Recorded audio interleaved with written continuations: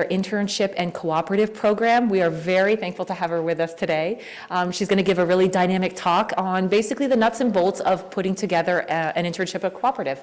And so, thank you. Thanks. Hi, everyone. And I first want to thank Melissa very, very much for bringing us all together. I was telling her a second ago that I don't know if I can speak for everyone, but with industry and being able to talk to you about what our students bring to the table and hear your needs, this is beautiful. This is beautiful. So what I'm going to try to do today, again, just to reiterate and emphasize what Melissa said, I absolutely, I know that I'm not the only expert in the room. I just happen to be the one setting the tone or the stage today. So please chime in, and at different times I'm actually going to ask you to, so don't relax there. And what I'm going to try to do is to kind of, again, I know that there's some post-secondary folks out there that will already know some of this information, but I'm going to try to give you sort of an overview of what, from my perspective as an internship and co-op coordinator at Georgia State, what I hear from employers on a daily basis, what I know from students, and maybe some tips. And what the main focus I want to bring into today's talk is on best practices, because I understand through Melissa and the Survey Monkeys you guys responded to, that's a big piece of what's on your mind. How do you bring in strong talent, and how do you foster that talent? So some of this, I'm just letting you know, I already know that you know. I'm just going to kind of lead us into a conversation, okay? And please, again, stop me at any point. So what I'm going to try to go over, what I'm going to cover today, more or less is, again, we already know internships and co-ops are important, but why? And what are some of the numbers behind that? Because we know every year it's increasing how important internships are for both students in developing their careers, their skill sets, their confidence, their career readiness, but it's also extremely important for industry in developing the future talent that's coming in your doors and hopefully keeping them in your doors.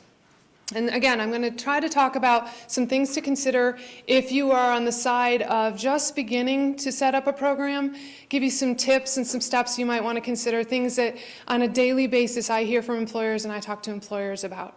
We're not going to go too much into the FLSA or the Fair Labor Standards Act, because I suspect most of you in here, for most of you, this will not apply, because it's for, it does not, it does not apply if it's paid, if you're in industry and it's paid. It applies if you are in an unpaid situation. Plus, it's Friday afternoon, you know, so who wants to go into the details of a law?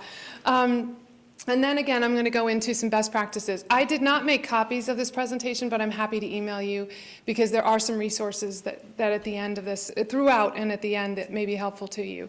And I brought a few here too, to just let you see them. And then lastly, I wanted to point out, in case any of you are not aware, I have referenced quite a bit in this presentation the National Association of Colleges and Employers, or NACE. So if you see NACE a lot, it's because they have an extraordinary amount of data. I've done a lot of research, and they really helped me in building this presentation. And if it's not NACE, I will point to who it is.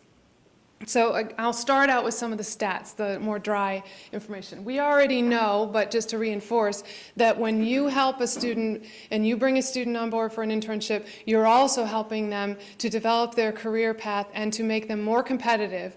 And we know that when they leave school, they are more likely to receive a job offer if they've had an internship or have engaged in a cooperative experience.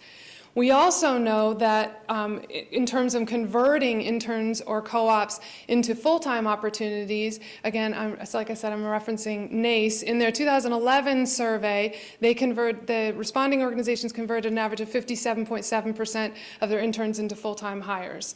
And when you look at the fact that, according to NACE, 50% or higher conversion rate is really strong. 57% is doing really well and heading even going in the right direction.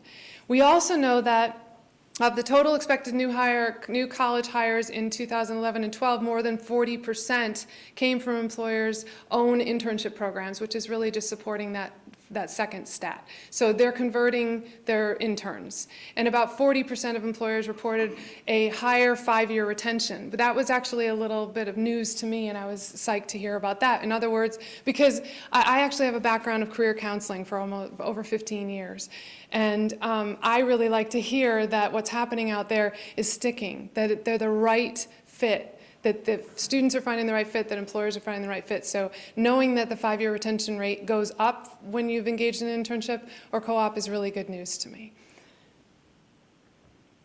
So a few more good points that I know, again, most of you probably already know, but just to reiterate, benefits to you are tenfold. They're also obviously on the side of the student, but bringing in interns is bringing in new energy, new talent, new ideas into your organization. It's also helping to build ambassadors out there in all of our different colleges and universities. If you have a strong internship that a student is engaged in, and they're going to go back to their campus and spread the word on that. You're also helping to support students in actually making their way through college and not just doing part-time jobs, but being able to engage in really substantive work that's building their careers. So I'm not going to read every bullet, you guys can read. This is one of the slides I wanted to take a little extra time on, and I would love to hear, again, from any of you, but particularly from my colleagues out there, who I would turn to if I had a question, incidentally, so trust them when if they give feedback. When I'm beginning a conversation with an employer on starting an internship program, again, if we're starting sort of from scratch, some of the things that come kind of as a surprise, I'm not going to read every step of this, but one of the main things is that there is, in my opinion, a difference between an internship description and a job description, because an internship's primary focus is a learning component. And a job description, a primary focus of a job description is the need of the employer, something that they need to fill. They've got a space open and they've got something that isn't happening in their organization, they need to fill that.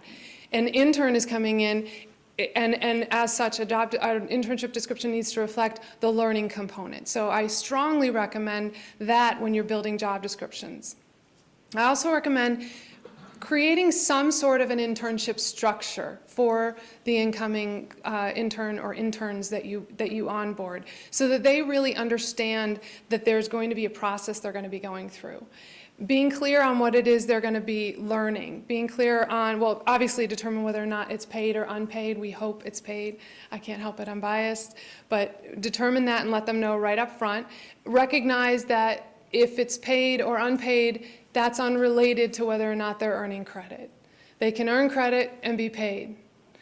That's the of internships. That's the wonderful, internship students are all looking for, because they're paying for credit, but then you're also paying them for their time, which is wonderful. But again, look, some of the questions that come back on the student side is I'll have students come in and say they had a conversation with an employer, they really didn't know what they were supposed to be doing, they didn't know how they were supposed to be dressed, they didn't know what to do the first day they went in. Those types of things are actually really helpful right out of the gate to get clear, and it'll speed things up in terms of getting them settled in and productive for you.